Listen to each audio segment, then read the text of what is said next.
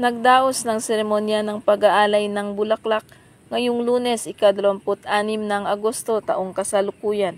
Ang mga kapulisan ng Kabangkalan Component City Police Station sa pangunguna ni Police Captain Sammy A. Gesataya Jr., Deputy Chief of Police, katuwang si Police Lieutenant Gilbert F. Alunan, Admin Officer, sa ilalim ng pangangasiwa ni Police Lieutenant Colonel Roberto V. Injapi Jr., Chief of Police.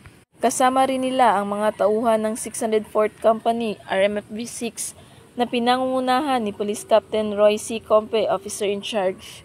Ang naturang aktibidad ay isinagawa bilang bahagi ng paggunita sa Araw ng Mga Bayani na ginanap sa Freedom Fighter Shrine at Rizal Monument sa Public Plaza, Barangay 7, Kabangkalan City.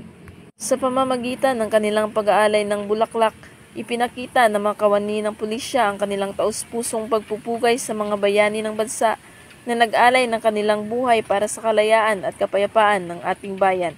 Patuloy na sinusuportahan ng Philippine National Police ang mga ganitong inisyatiba upang mapalalim ang diwa ng nasyonalismo at pagmamahal sa bayan sa puso ng bawat Pilipino.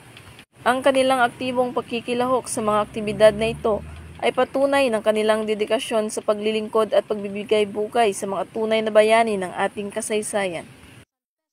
Mula dito sa Police Regional Office 6, ako ang inyong Police News Network Correspondent, Patrolwoman Jolibel Alvior, alagad ng batas, taga-taguyod ng Balitang Pulis.